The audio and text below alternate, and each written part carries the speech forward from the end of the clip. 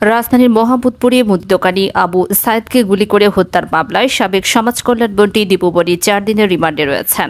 একটা দীপু মনি রয়েছে অবৈধ সম্পদের পাহাড়, নিজ নামে ভাই ডক্টর জাওয়াদুর রহিম ওয়াদুদ টিপু ও পরিবারের অন্য সদস্যদের নামে হাজার হাজার কোটি টাকার স্থাবর অস্থাবর সম্পদ রয়েছে। সাবেক এই পররাষ্ট্র শিক্ষা ও সমাজ কল্যাণ মন্ত্রী দীপু মনি দুর্নীতির অনিয়ম সম্পর্কে জানলেও ভয়ে মুখ খোলেনি তার মন্ত্রণালয়ের সচিবরা। অনেকে বলছেন, মাধ্যমিক স্কুলের শিক্ষক থেকে বিশ্ববিদ্যালয়ে ভিসি নিয়োগ পর্যন্ত তার হাত ছিল। বিশ্ববিদ্যালয়ের উপাচার্য নিয়োগের জন্য 2 কোটি এবং কলেজের অধ্যক্ষ নিয়োগের জন্য তিনি 50 লাখ টাকা ঘুষ নিতেন। তার সময়ে শিক্ষা খাতে এটি ছিল ওপেন সিক্রেট।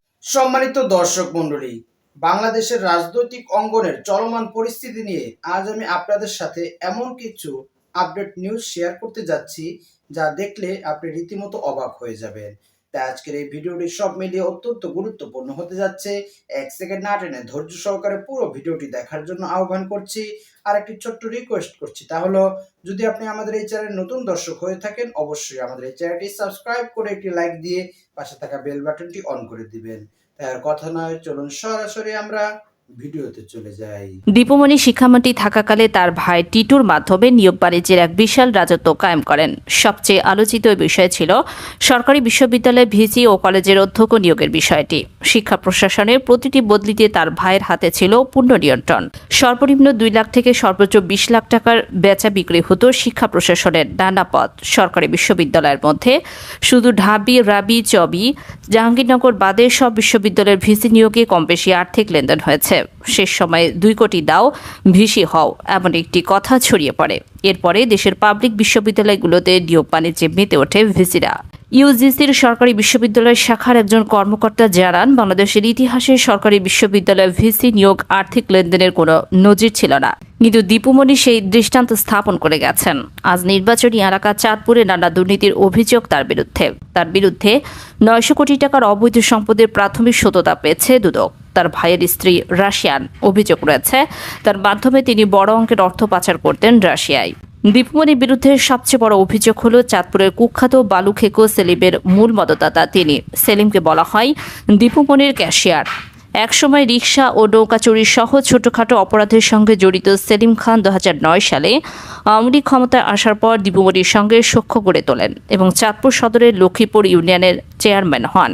এরপর দীপু মনির প্রত্যক্ষ সহযোগিতায় মেঘনার বুক থেকে বালু তুলতে শুরু করেন। টানা 1 যুগের বেশি সময় ধরে বালু তোলেন তিনি। সরকারি নথি অনুযায়ী 2018 থেকে 2022 সালের এই 4 বছরে দীপু মনির নির্বাচনী এলাকা চাঁদপুর সদর উপজেলার 21টি মৌজা থেকে 668 কোটি 33 লাখ ঘনফুটের বেশি বালু তুলেছেন সেলিম খান। প্রতি সিএফটি সাদা বালু পাইকারি দর 2 টাকা। এই হারে শুধু 4 বছরে তিনি যে পরিমাণ বালু তুলেছেন তার মূল্য প্রায় 1337 কোটি টাকা। বালু ব্যবসা থেকে হাজারো কোটি টাকা আয় করলেও সরকারি কোষাগারে 1 পয়সাও দেননি। গত 5 আগস্ট গণপিটুনিতে নিহত এই সেলিম। 2022 সালের 9 সেপ্টেম্বর চাঁদপুর জেলা প্রশাসন সেলিম খানকে 15 দিনের মধ্যে রাষ্ট্রীয় কোষাগারে 267 কোটি 33 লাখ টাকা জমা দেওয়ার নির্দেশ দেয়, কিন্তু তিনি 1 টাকাও জমা দেননি। 2022 সালে 24 সেপ্টেম্বর বিশ্ব নদী দিবসের অনুষ্ঠানে জাতীয় নদী রক্ষা কমিশনের তৎকালীন চেয়ারম্যান ডক্টর মঞ্জুর আহমেদ চৌধুরী বালু উত্তোলনের নৈপথ্যে দীপু মনির দিকে আঙুল তোলেন। এরপর 1 মাসেরও কম সময়ের মধ্যে মঞ্জুর আহমেদকে পদ থেকে সরিয়ে দেওয়া হয়। দীপু মনির বিরুদ্ধে বড় একটি অভিযোগ হল 2021 থেকে 2022 সালে চাঁদপুরের সরকারি বিজ্ঞান ও প্রযুক্তি বিশ্ববিদ্যালয় স্থাপনের জন্য ভূমি অধিগ্রহণ দুর্নীতি। সেখানকার 62.5 একর জমি মৌজাদরের চেয়ে 20 গুণ বেশি দাম দেখিয়ে দলিল করে নেয় তার ঘনিষ্ঠজন। তিনি তখন শিক্ষামন্ত্রী ছিলেন। ওই সময় সরকারের কাছ থেকে 359 কোটি টাকা বাড়তি দেওয়ার এই কারসাজিতে জড়িত ছিলেন দীপু মনি ও তার সহযোগীরা।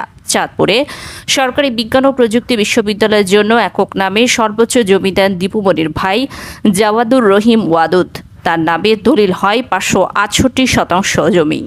সাবেক মন্ত্রীর মামাতো ভাই ও ফরিদগঞ্জ উপজেলা পরিষদের চেয়ারম্যান জাহিদুল ইসলামের নামে দলিল হয় 161% জমির। তার ঘনিষ্ঠ হিসেবে পরিচিত চাঁদপুর সদর উপজেলার ভাইস চেয়ারম্যান আইয়ুব আলীর নামে কেনা হয় 93%। এবং মন্ত্রীর ব্যক্তিগত সহকারী টুটুল মজুমদারের নামে 37% দলিল হয়। দীপুমণির ভাই জাওয়াদুর রহিম টিপু নীলকলম ইউনিয়নের বাহিরচরে বিপুল পরিমাণ খাস জমি নিজের কবজায় দিয়ে তৈরি করেন মাছের ঘের, গবাদি পশুর খাবার ও সবজি বাগান। কেবল সরকারি জমির ওপর নিয়ন্ত্রণই নেননি, ওই এলাকার নাম বদলে নিজের নামে রেখেছেন টিপুনগর। গত 7 ফেব্রুয়ারি নির্বাচনে দাখিল করা হলফনামা অনুযায়ী দীপুমণির সম্পদ 2008 সালের তুলনায় 2023 সালের 41 গুণ বেড়েছে। নিজ নামে অস্থাবর সম্পদ বেড়ে হয়েছে প্রায় 59 গুণ। তবে দুদকে জমা হওয়া অভিযোগ অনুযায়ী 16 বছরে দীপুমণির সম্পদ বেড়েছে 1000 গুণেরও বেশি। হলফনামা অনুযায়ী 2008 সালে নিজের পেশা থেকে দীপুমণির আয় ছিল বছরে 3 লাখ টাকা। গত নির্বাচনের আগে তিনি 3টি খাতে মোট আয় দেখিয়েছেন বছরে প্রায় 1,23,00,000 টাকা। এর মধ্যে সঞ্চয়পত্র ও সমজাতীয় খাতে বিনিয়োগ থেকে তার আয় 3 লাখ টাকার কিছু বেশি। মন্ত্রী হিসেবে পরিতোষিত ও ভাতা পান 21 লাখ টাকার বেশি। অন্যান্য খাতে তিনি 99 লাখ টাকা আয় দেখিয়েছেন। 2008 সালে দীপুমণির মোট অস্থাবর সম্পদ ছিল 5 লাখ টাকার সমপরিমাণ। এরই মধ্যে 2,70,000 টাকা ছিল নগদ, গাড়ির দাম তিনি দেখিয়েছেন 1 লাখ টাকা, 25 ভরি সোনা বাবদ তিনি 1 লাখ টাকা এবং আসবাবপত্র বাবদ 30,000 টাকা দেখিয়েছেন। 2023 সালের দীপুমণি মোট অস্থাবর সম্পদ দেখিয়েছেন প্রায় 2,93,00,000 টাকা মূল্যের। এর মধ্যে নগদ রয়েছে প্রায় 67 লাখ টাকা এবং সঞ্চয়পত্র সমজাতীয় বিনিয়োগ রয়েছে। সম্মানিত দর্শক মণ্ডলী, রাজনীতির অঙ্গন এখন আর রাজনীতি চলে না। রাজনীতির অঙ্গনে এখন গুন্ডাবাজি, চাঁদাবাজি, খুন, হত্যা, গুম, লুটপাট, মারামারি ইত্যাদি চলে। এখন রাজনৈতিক অঙ্গন রাজনীতির আর চাল নেই, বরং চাঁদাবাজির চাল শুরু হয়ে গিয়েছে। রাজনীতিকে এখন রাজনীতিবিদরা টাকা কামাইয়ের হাতিয়ার বানিয়ে নিয়েছে। তারা রাজনৈতিক অঙ্গনে এবং নিজেদের প্রভাবকে এখন দলীয় আকার ধারণ করিয়ে তারা এখন দলীয় প্রভাব খাটিয়ে জনসম্মুখে যাকে তাকে যখন যেভাবে যাকে ইচ্ছা সেভাবে তারা হেনস্থা করছে এবং প্রাণও কেড়ে নিচ্ছে। তাদের আক্রমণ থেকে, তাদের এই নাশকতা থেকে ছোট শিশু, বৃদ্ধ, এমনকি কোনো ব্যক্তি, রাস্তার টোকাই, এমনকি কোনো ব্যবসায়ী পর্যন্ত রক্ষা পাচ্ছে না। জলস্থলে সব জায়গায় তাদের চাঁদাবাজির যে হিংস্র আক্রমণ সেখান পর্যন্ত পৌঁছে গিয়েছে। তারা যেন মাটির তল থেকে হলেও যেন খুঁড়ে চাঁদা উঠিয়ে আনবে এমন একটা পরিস্থিতি।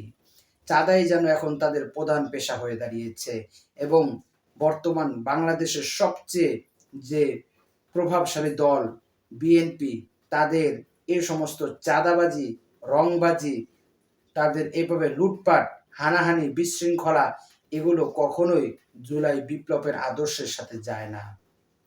ছাত্ররা রক্ত দিয়ে যে দেশটাকে পুনরায় ফ্যাসিবাদ থেকে স্বাধীন করেছে, ফ্যাসিবাদকে বাংলাদেশ থেকে বিতাড়িত করেছে, এখন নতুন কোনো ফ্যাসিবাদ বাংলাদেশের ক্ষমতায় বসে বাংলাদেশকে চালাবে এবং তার দুর্নীতি তারা যে দেখাচ্ছে, তারা নির্বাচনের আগেই মানুষের মাঝে যে ভয়, ভীতি, চাঁদাবাজি, রংবাজি যা দেখাচ্ছে, তারা যে সন্ত্রাসী কর্মকাণ্ড মানুষদেরকে দেখিয়ে ক্ষমতা গ্রহণের আগেই ক্ষমতার প্রভাব খাটানো শুরু করে দিয়েছে, এতে ভবিষ্যতে বাংলাদেশের যদি তারা আসে কখনোই বাংলাদেশের মানুষের জন্য মঙ্গলজনক হবে কিনা সেটা অবশ্যই আপনি আমাদের কমেন্টস বক্সে জানিয়ে যাবেন।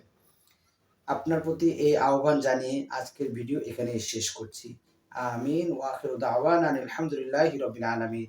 আসসালামু আলাইকুম ওয়া রাহমাতুল্লাহি ওয়া বারাকাতুহু।